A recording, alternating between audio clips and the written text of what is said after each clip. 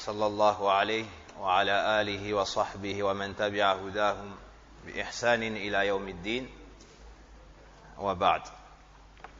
ما زلنا في باب من الشرك لبس الحلقة والخيط ونحوهما لرفع البلاء أو دفعه. Nous sommes toujours dans le chapitre fait partie du polythéisme, le fait de porter un anneau, un fil ou autre chose pour enlever un mal ou le repousser. Nous avions cité hier la parole d'Allah tabaraka wa ta'ala: قُلْ أَفَرَأَيْتُمْ مَا تَدْعُونَ مِن دُونِ اللَّهِ إِنْ أَرَادَنِيَ اللَّهُ بِضُرٍّ هَلْ هُنَّ كَاشِفَاتُ ضُرِّهِ. Dis, voyez-vous, ce que vous invoquez en dehors d'Allah, si Allah me voulait du mal, est-ce que ces divinités pourraient dissiper son mal? Donc l'auteur a cité ce verset dans son livre Kitab At-Tawhid, car ce verset vise à rendre caduc le fait de s'attacher à tout autre qu'Allah subhanahu wa ta'ala. Et entre dans cela le fait de s'attacher ou d'attacher son cœur à des fils, des anneaux ou des choses semblables. Si ces fausses divinités vers lesquelles se dirigeaient Kuffar Quraysh, comme les gens pieux par exemple, ne méritent pas le droit à l'adoration et n'ont pas la capacité de ramener un bien ou de repousser un mal, à plus forte raison un fil, un anneau ou une chose semblable.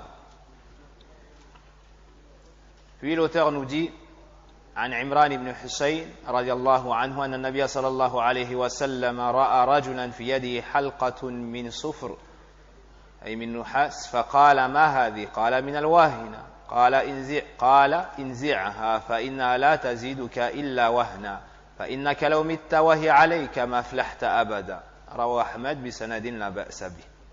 On a aussi cité le hadith de Imran radiallahu anhu, dans lequel le prophète sallallahu alayhi wa sallam l'a vu portant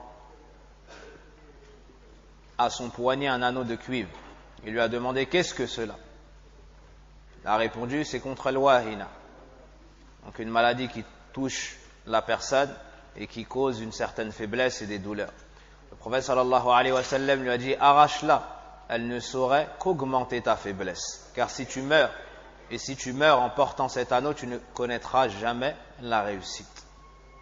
Donc celui qui porte un fil ou un anneau ou une chose semblable en tant que cause pour qu'Allah Azza wa Jal repousse de lui un mal afin qu'il ne soit pas touché, ou enlève de lui un mal après avoir été touché, alors qu'Allah Azza wa Jal ne nous a pas enseigné cela dans le Coran, ni le prophète sallallahu alayhi wa sallam dans sa sunna, ni cela a été démontré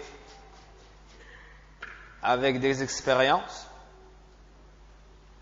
donc ça n'a pas été prouvé, à ce moment-là ça sera du shirk asghar. Et dans le cas où la personne porte ce genre de choses en pensant que cette chose-là peut, en dehors de la volonté d'Allah tabaraka wa ta'ala, ramener un bien ou repousser un mal, dans ce cas-là c'est du shirk akbar wal iyadhu billah.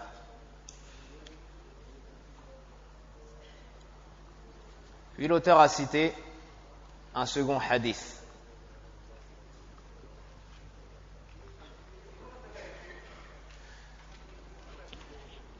وله أي أحمد رحمه الله تعالى عن عقبة بن عامر رضي الله عنه مرفوعا أي إلى النبي صلى الله عليه وسلم. إذا سمعتم مرفوعا بمعنى أنه من قول النبي صلى الله عليه وسلم، أما إذا سمعتم موقوفا بمعنى أنه قول الصحابي: من تعلق تميمة فلا أتم الله له، ومن تعلق ودعة فلا ودع الله له.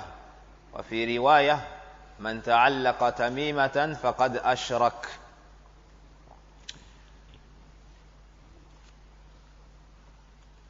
L'imam Ahmed rapporte aussi que Uqbah ibn Amir radiyallahu anhu a rapporté que le prophète sallallahu alayhi wa sallam a dit celui qui accroche une tamima, une amulette, qu'Allah ne complète pas ce qu'il souhaite. Et celui qui accroche une wada'a, un coquillage, qu'Allah ne laisse pas dans la tranquillité. Dans une autre version du hadith, il est dit celui qui s'accroche à une tamima, une amulette, a commis un acte de polythéisme. Ici, vous avez dans la traduction, il a mécru, vous corrigez. Faqad ashrak. Il a commis un acte de polythéisme. Et non pas, il a mécru. Pour la traduction.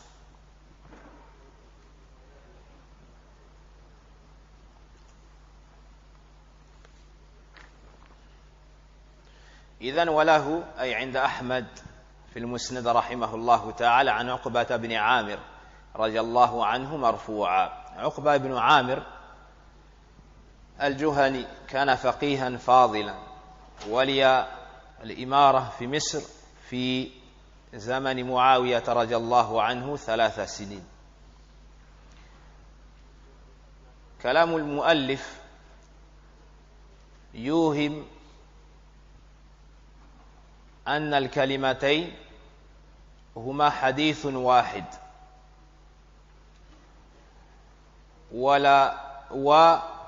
وللحديث روايتان لكن هما حديثان مستقلان كما نبه على ذلك حفيد الشيخ أعني سليمان صاحب التيسير رحمه الله تعالى. Donc ici en apparence il y a un hadith ayant 2 versions. Mais en réalité ce sont 2 hadiths distincts l'un de l'autre.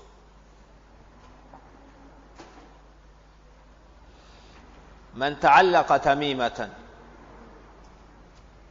تعلق أي بقلبه لجلب خير أو دفع ضر وسواء علق عليه أي على نفسه أو علقها على غيره وسواء علقها في صدره أو يده أو غيرهما Donc le prophète sallallahu alayhi wa sallam nous dit celui qui s'accroche une tamima,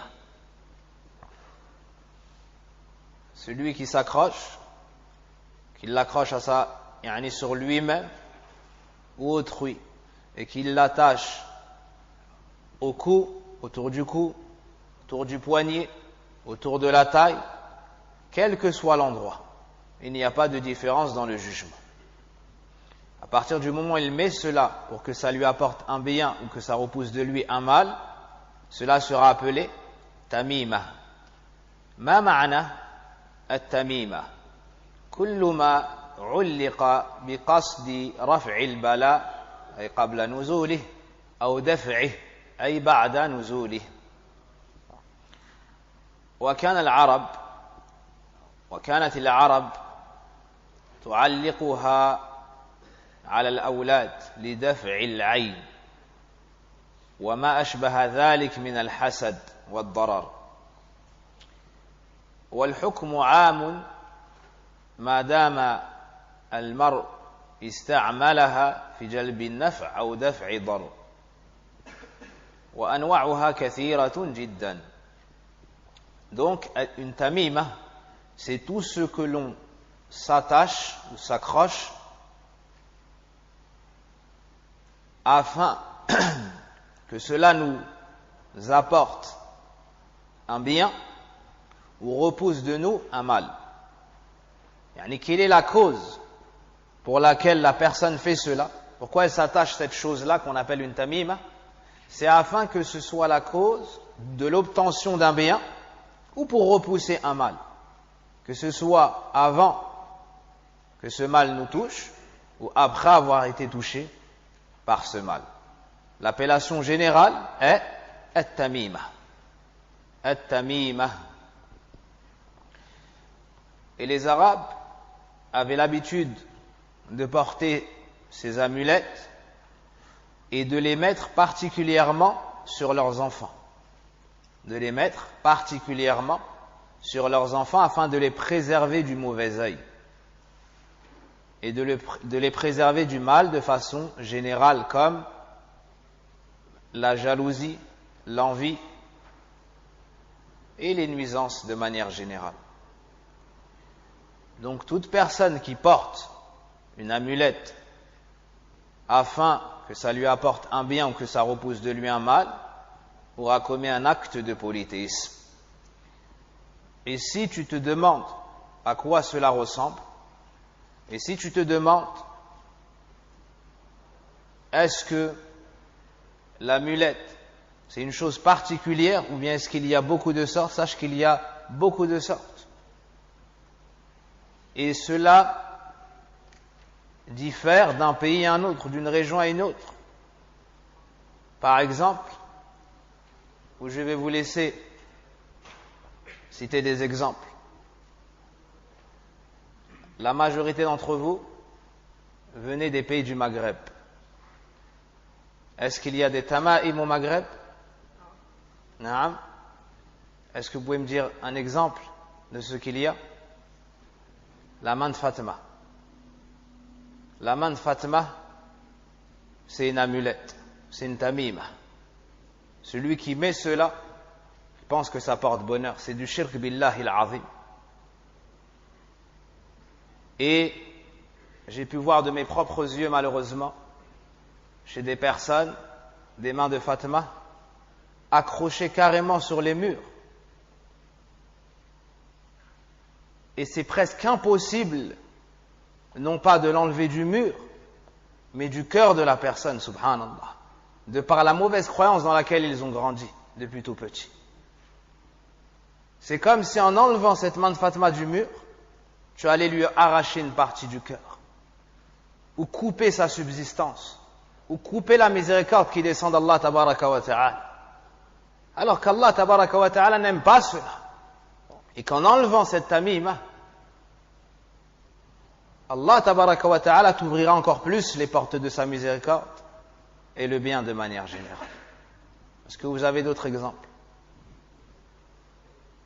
L'œil, cette espèce de bijou qui n'en est pas un, que les gens portent comme un collier, comme un bijou, et il y a un œil, et ils prétendent que cela repousse justement le mauvais œil. Ceci est une tamima et fait partie du shirk. Est-ce que vous avez d'autres exemples? Comment? C'est-à-dire يعني أقصد des anwa' plus précis. Le fer à cheval. Hein? Ça, c'est en France. En France, ils mettent cela sur les portes de leur maison. Vous avez d'autres exemples? Le chapelet. Certains utilisent le chapelet, ce que vous voyez ici, là, hein, en tant que tamim. Certains utilisent cela et le suspendent, par exemple, dans leur voiture, ou l'accrochent, par exemple, au poignet, ou bien dans leur maison, et pensent qu'avec cela, ça va repousser un mal ou apporter un bien. Et faites-moi penser à détailler cette question du chapelet de peur qu'il y ait de mauvaises compréhensions. Ala kulli hal, il y a de nombreuses sortes. Englobe tout cela une appellation commune qui est al-tamima. Al-tamima. En Afrique, quelle est la tamima qui est portée par beaucoup d'enfants et beaucoup d'adultes? Je vais poser la question à un Africain. Pas du continent, à un Africain. يعني فهمتم. تفضل. Le collier qu'ils mettent autour de la taille des enfants. Plus répandu que cela encore. Hein? le collier qu'ils mettent autour de la taille des enfants. Cela est connu. Mais il y a une chose encore plus répandue que cela. Hein? Et tu n'as qu'à sortir. Et je ne vais pas dire le nom de l'endroit où nous vivons. Et regarder le poignet des enfants et tu verras. Wallah al-musta'an. Mais incha'Allah, avec ces cours, par la permission d'Allah tabaraka wa ta'ala, ce fléau diminuera. Bi'idhnillahi tabaraka wa ta'ala.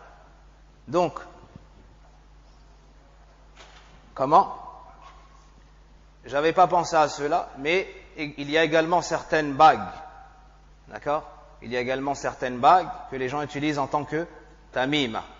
Mais j'entendais par cela un bracelet en fer. Il ne faut pas qu'il soit de telle matière ou telle matière. Non, en fer. Et si tu lui demandes pourquoi, il te dit car c'est bon sur la peau. Il te dit car c'est bon sur la peau. Pourquoi pas telle autre matière? Non.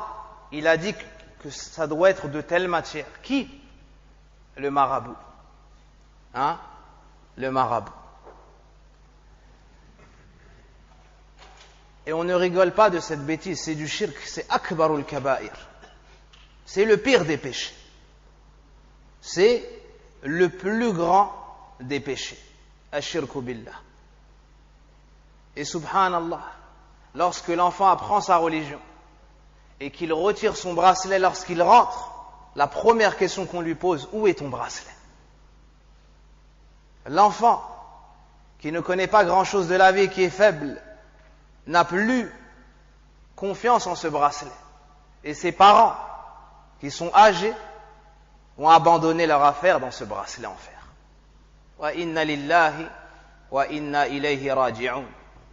Nous devons nous instruire dans notre religion et nous délier de ces chaînes du shaitan et rattacher nos cœurs à Ar-Rahman subhanahu wa ta'ala. Et celui qui s'abandonne à Allah tabaraka wa ta'ala, Allah ne l'abandonnera jamais. Et celui qui s'en remet à ces choses-là, alors quel mauvais troc il a fait. Quoi qu'il en soit, nous devons mettre en garde contre cette chose-là. Toute personne qui porte une chose semblable sur lui doit l'enlever immédiatement. Ensuite, lorsqu'il rentre chez lui, il doit transmettre cela. Il doit transmettre les paroles d'Allah. Il doit transmettre les paroles du prophète sallallahu alayhi wa sallam, afin de combattre le polythéisme et de faire en sorte que le tawhid se propage dans dans chacune de nos maisons. وسميت بالتميمة لأن المستعمل يزعم أنه بها يتم أمره. Pourquoi est-ce qu'on a appelé les amulettes tamima? Car la personne prétend que par cela Allah lui permettra d'atteindre son but et de parfaire son affaire. D'atteindre son but et de parfaire son affaire.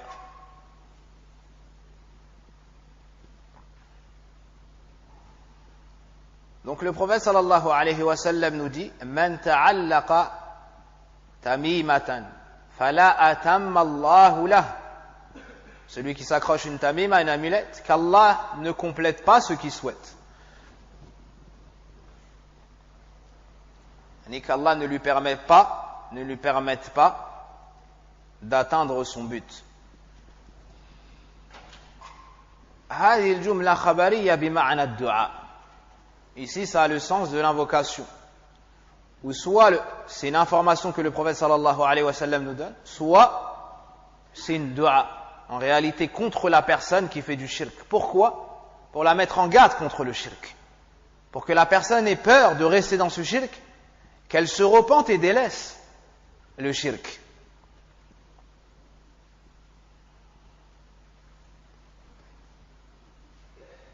Et ici, on voit que le prophète sallallahu alayhi wa sallam demande à Allah de donner à ces gens le contraire de ce qu'ils recherchaient. Pourquoi est-ce qu'ils ont mis at-tamima? On a compris pourquoi est-ce que ça a été appelé at-tamima. Pour pouvoir atteindre son but. La personne met cela. Le prophète sallallahu alayhi wa sallam demande à Allah de les rétribuer par le contraire de ce qu'ils recherchent. Qu'ils n'obtiennent pas leur but. وهذا يدل على التحريم هذا الفعل. ومن استعمل التمائم ضعف توكله على الله تبارك وتعالى. Celui qui se dirige vers les amulettes sera la personne la plus faible. Sera la personne la plus faible. Et sa confiance qu'il aura en Allah sera faible du fait qu'il a placé, ou bien du fait qu'il s'est tourné quelque peu vers des créatures.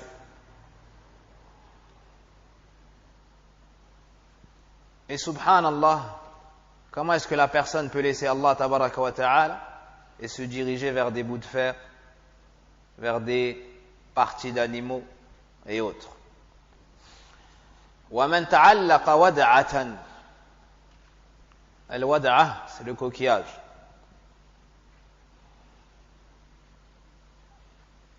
Certains savants ont dit كأنها سميت بالودعة لأن البحر يطرحها على الساحل ويدعها. وفي الجاهلية كانوا يستعملون ذلك. وكما ذكرنا في التمائم يعني الغالب يعلقونها على الأولاد.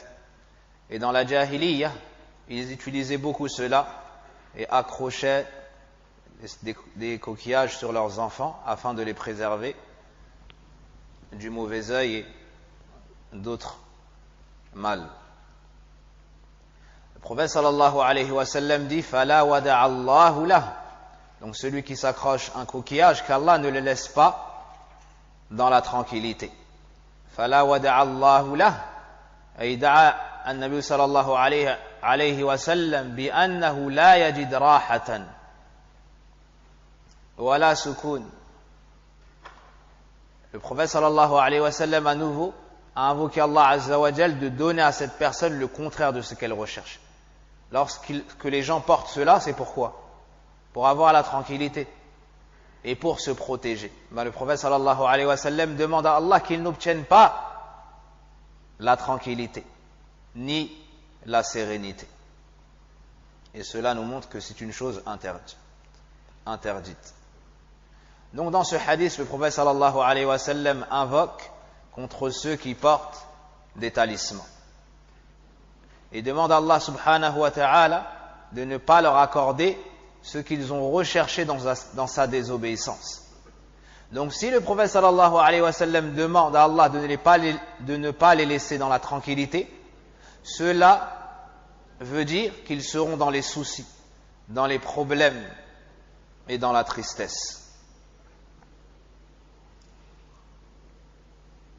Puis l'auteur nous dit wa fi riwaya wa laqad alimta annahu hadith mustaqil.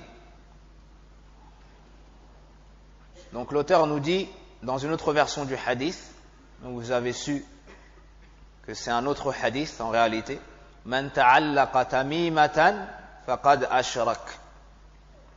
Celui qui porte une amulette a commis un acte de polythéisme. Akhrajahu Ahmad wal Hakim wa huwa hadithun hasan.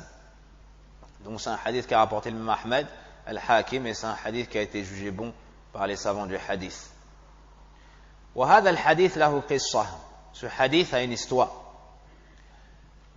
جاء رهط إلى النبي صلى الله عليه وسلم فبايع 9 منهم وترك الآخر، أمسك عن واحد، فقيل له في ذلك فقال تعلق تميمة فنزعها الرجل، فقال الرسول صلى الله عليه وسلم بعد ذلك من تعلق تميمة فقد أشرك.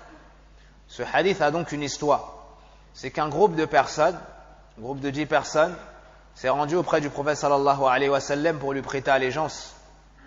Il a accepté cela de 9 d'entre eux. Il a accepté cela de 9 d'entre eux. Puis il s'est abstenu quant au dernier. Alors, les gens se sont étonnés, lui ont dit, pourquoi au messager d'Allah sallallahu alayhi wa sallam, il a répondu, car il porte une amulette. Subhanallah. An-Nabi sallallahu alayhi wa sallam, alladhi bu'itha rahmatan lil alamin, amsaka yadah. ولا يفعل ذلك النبي صلى الله عليه وسلم إلا لأمر عظيم خطير جدا. Le prophète sallallahu alayhi wa sallam, qui a été envoyé en tant que miséricorde pour les mondes, s'est abstenu d'accepter cela de la dernière personne, alors qu'il a été envoyé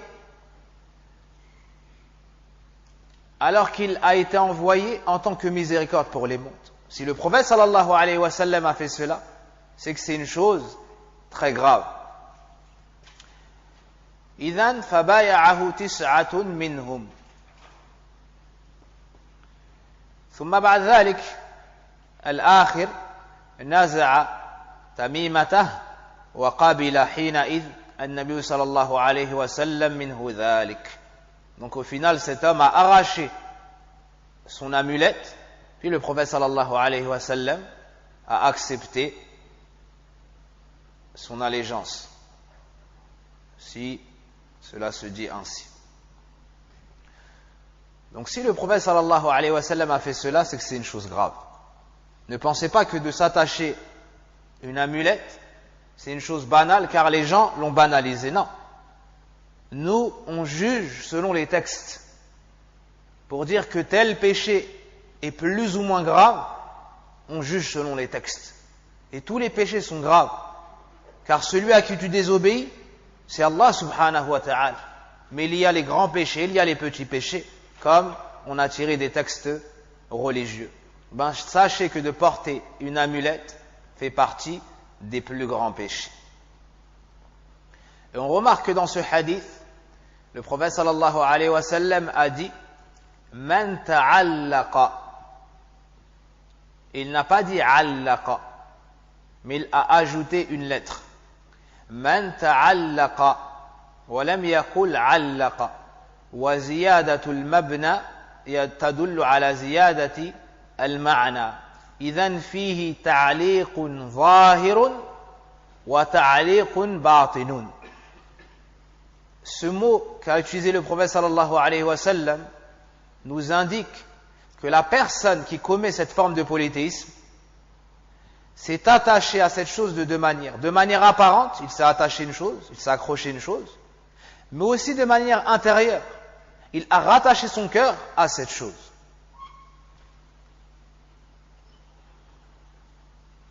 فنستفيد من هذا الحديث أن التميمة من أنواع الشرك. Le pluriel de tamima, c'est tamaim. مناسبة الحديثين للباب فيهما تحريم التعلق بغير الله وتعليق التمائم وأنها من الشرك بالله العظيم لما يقوم بقلب المتعلق لها من الاعتماد على غير الله. On tire de ces deux hadiths, ou plutôt l'auteur a cité ces deux hadiths sous ce chapitre, car ces deux hadiths nous montrent l'interdiction d'utiliser des amulettes, et que cela fait partie du polythéisme, car la personne dirige son cœur vers un autre qu'Allah Azza wa Jal et rattache son cœur à un autre qu'Allah Tabaraka wa Ta'ala. أما ما نستفيد من الحديثين تعليق التمائم والودعة من الشرك. On tire de ces deux hadiths que le fait de s'attacher une amulette ou un coquillage ou autre fait partie du polythéisme. من اعتمد على غير الله سبحانه وتعالى عامله الله سبحانه وتعالى بنقيض قصده. On tire de ces hadiths que celui qui s'en remet à un autre qu'Allah tabaraka wa ta'ala, Allah le rétribuera par le contraire de ce à quoi il aspirait. On lui donnera le contraire du bien qu'il recherchait. ثم قال المؤلف رحمه الله تعالى ولابن أبي حاتم عن حذيفة أنه رأى رجلا في يده خيط من الحمى فقطعه وتلا قوله وما يؤمن أكثرهم بالله إلا وهم مشركون. Ibn Abi Hatim,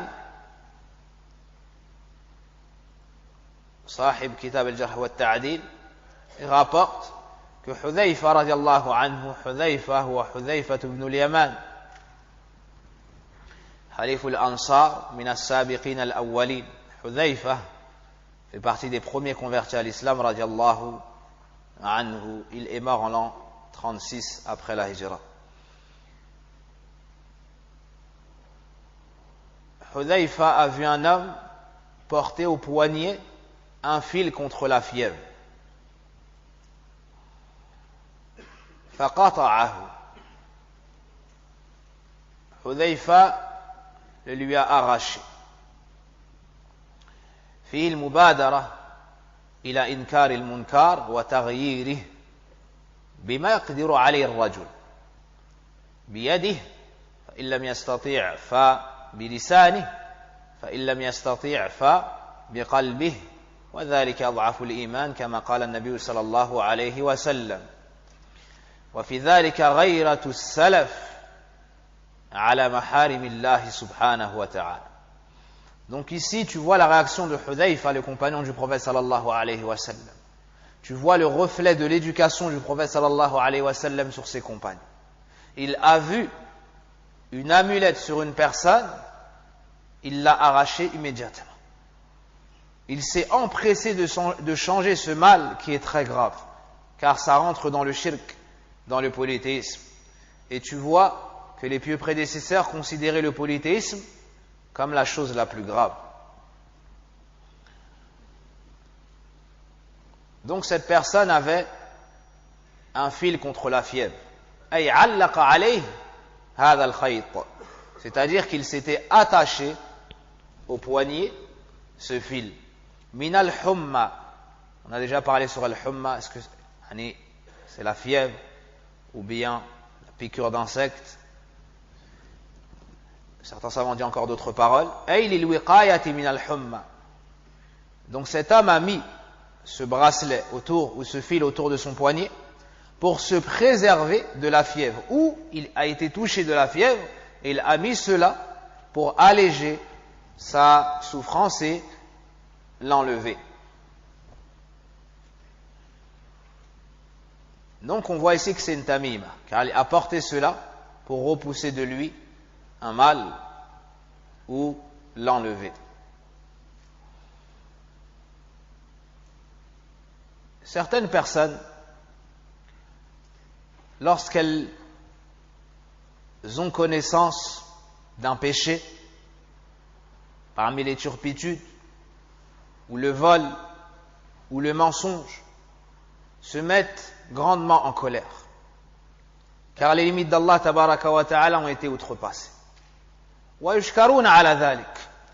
Et c'est une excellente réaction.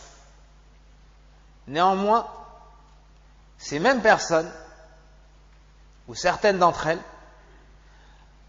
lorsqu'elles témoignent d'un acte de polythéisme, elles ne réagissent pas de la même façon, ou elles ne réagissent pas d'une manière plus intense, ce qui devrait être le cas. Donc lorsqu'il voit par exemple un talisman, une tamima, il dit que c'est une mauvaise chose. Et lorsqu'il entend que telle personne a commis wal'iyadhu billah az-zina, ou bien riba, la fornication, ou bien contracter des intérêts à l'usure, ou à voler ou autre, alors elle se met grandement en colère et se met à parler sans s'arrêter. Le shirk mérite plus de nous cette réaction que les péchés qui sont en dessous du shirk. Donc il faut savoir faire la part des choses et savoir ce qui est grave et ce qui l'est plus encore.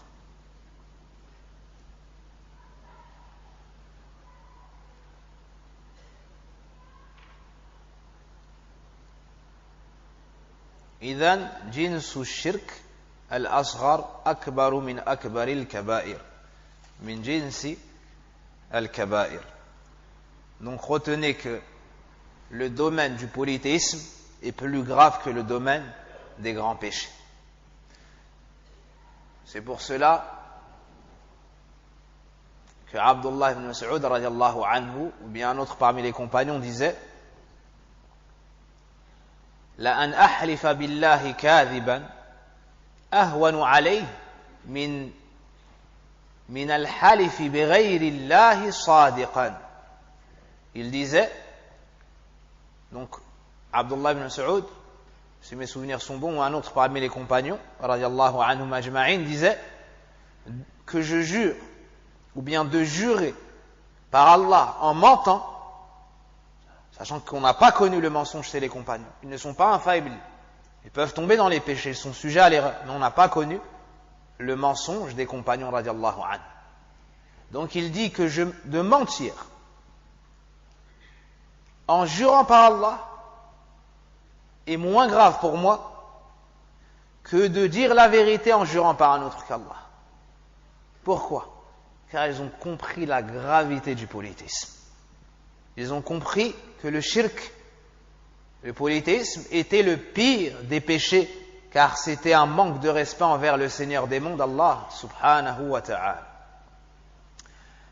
Nous revenons à Athar de Hudhayfa, et après le lui avoir arraché, il a resté la parole d'Allah, donc la traduction, et la plupart d'entre eux ne croient en Allah qu'en lui donnant des associés.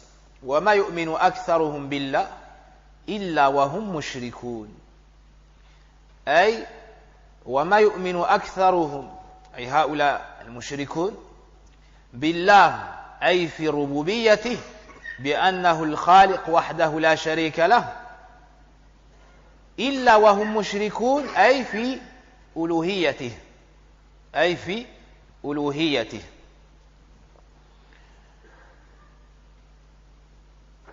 Donc l'explication de ce verset est de dire que la plupart d'entre eux, c'est-à-dire les polythéistes, n'ont foi en Allah, c'est-à-dire reconnaissent qu'il est unique dans ses actions envers ses créatures.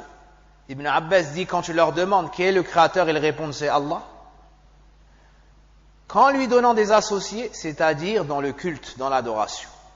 Donc ils reconnaissent qu'Allah est le seul créateur, le seul propriétaire, le seul pourvoyeur, le seul gérant.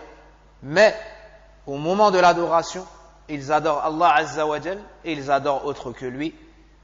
C'est du shirk akbar. L'auteur a cité ce athar alors que nous sommes dans le shirk asghar, fil asl. Et on voit que Hudhayfa radiallahu anhu a utilisé ce verset qui concerne les polythéistes pour réprimander le polythéisme mineur. Il a utilisé un verset qui concerne le polythéisme majeur. فيستدل بها إن الآيات التي جاءت في الشرك الأكبر نستعملها في رد الشرك الأصغر أيضا. وفي ذلك أن من علق عليه تميمة لدفع شر فقد أشرك بالله سبحانه وتعالى ويجب علينا أن ننكر عليه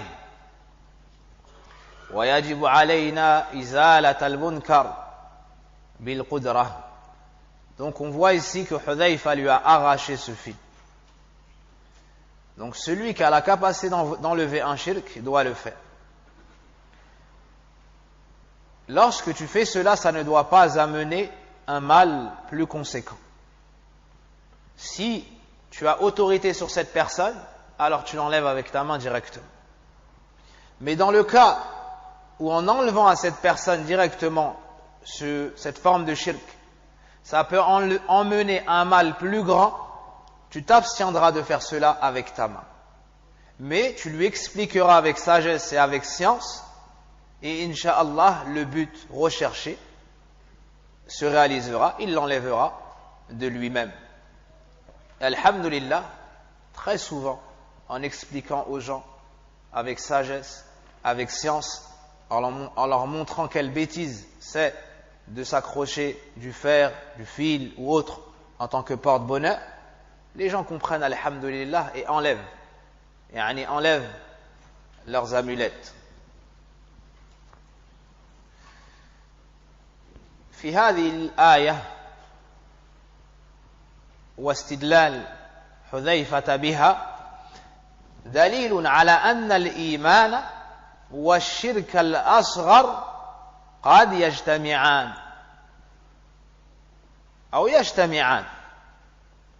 أو قد يجتمعان نعم.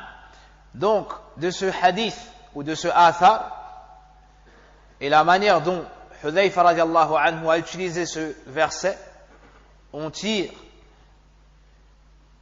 que le polythéisme mineur peut s'unir avec la foi. C'est-à-dire que la personne peut être musulmane, tombe dans le polythéisme mineur et elle reste musulmane.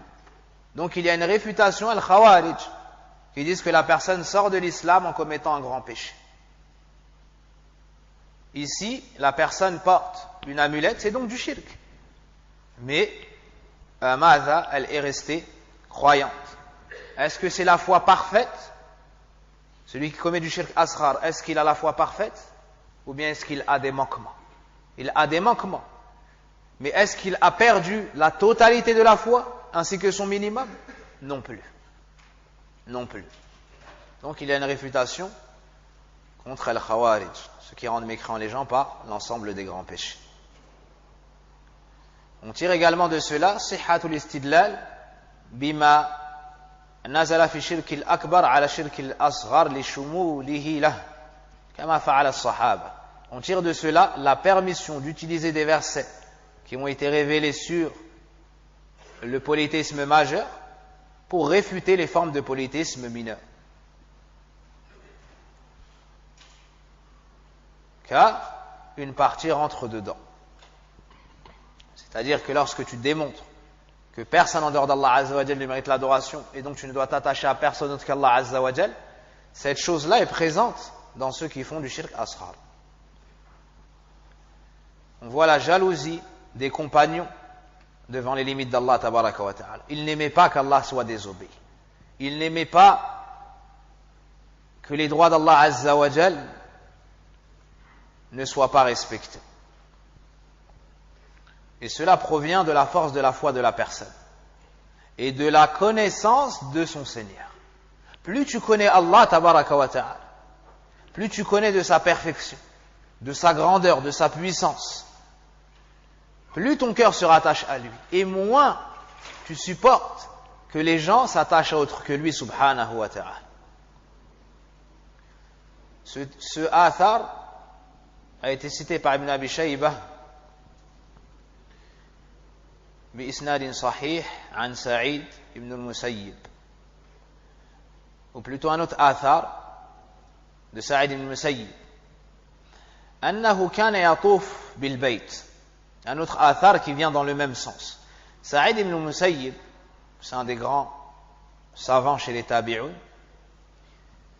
faisait tawaf. Fara rajulan, il a donc vu un homme avec une tamima, avec un talisman. Fabadara biqat'iha, il est en tawaf, il a vu cela, il s'est précipité vers lui et l'a arraché. Rahimahullahu ta'ala. Et bien sûr, comme nous avons cité auparavant, هذا محمول على علمه بعدم إيقاع فتنة أكبر. Donc il a fait ça car probablement il a su que cela n'allait pas amener un mal plus grand. Par exemple, tu ne vas pas venir voir un père de famille et lui arracher son amulette. D'accord? Cela pourrait être la cause que par orgueil, il garde son amulette, même après avoir compris l'explication. Mais il faudra plutôt lui parler en lui citant des versets, en lui citant des hadiths, puis en lui démontrant que cela n'est pas utile, mais au contraire ça ramène du mal, et tu lui expliques avec sagesse. Et tu lui expliques avec sagesse. Quant à ceux parmi les jeunes ou les enfants à qui leurs parents donnaient des choses, à ce moment-là, ils ont l'obligation de les enlever. Même si cela cause la colère des parents. Ils agissent avec sagesse, ils expliquent, mais ils n'ont pas le droit de remettre cela et de dire quand chez moi je mets l'amulette et avant de sortir je l'enlève. Non, car ceci fait partie de la désobéissance d'Allah subhanahu wa ta'ala et tu n'as pas le droit d'obéir à une créature d'Allah azza wa jal si cela engendre une désobéissance ou comprend une désobéissance au Créateur Allah subhanahu wa ta'ala.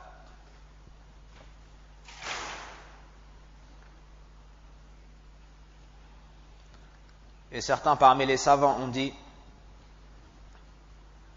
لو اهتم الناس وطلبة العلم بهذا الجانب لكثر الخير ولقل الشر. Certains savants ont dit si les gens يعني كلما رأوا هذا المنكر أنكروه, si les gens à chaque fois qu'ils voyaient des talismans et ce genre de choses réprimandaient les ignorants ou ceux qui commettent cette forme de polythéisme, alors le mal aurait nettement diminué et le bien se serait grandement propagé. Et tu ne dois pas te dire, comme se disent certains, mais il ne prendra pas de moi, il n'acceptera pas de moi. Tu ne dois pas dire, mais si je lui dis ça, il va penser que, il va dire de moi que. Non. Recherche l'agrément d'Allah tabaraka wa ta'ala. Wallahi, que si tu es la cause d'avoir enlevé un talisman à quelqu'un et que tu as arraché ce talisman dans son cœur et sur son corps, tu lui as fait mieux que si tu lui avais donné ce bas monde et tout ce qu'il contient. Car tu l'as éloigné du feu de l'enfer par la permission d'Allah Azza wa Jalla. La plus grande cause de l'entrée en enfer, c'est quoi? Ash-shirku billah. Donc si toi tu l'éloignes du shirk, wallahi, tu lui as fait un bien que personne autre que toi a pu lui faire, sauf celui qui a fait semblable ou plus, en lui apprenant le tawhid, en l'éloignant du shirk par la permission d'Allah subhanahu wa ta'ala. Alhamdulillah, nous avons fini ce chapitre. Et la semaine prochaine, Inch'Allah ta'ala, on entrera dans le chapitre numéro 7 sur Ar-Ruqya wa Tama'im. Sur Ar-Ruqya wa Tama'im. Et on comprendra pourquoi est-ce que l'auteur a mis ce chapitre à côté ou bien après avoir cité le chapitre concernant Mada, tout ce qu'on s'attache comme fil et comme anneau. وصل اللهم وبارك على نبينا محمد وعلى آله وصحبه أجمعين. سبحانك اللهم وبحمدك أشهد أن لا إله إلا أنت أستغفرك وأتوب إليك والحمد لله الذي به تتم الصالحات.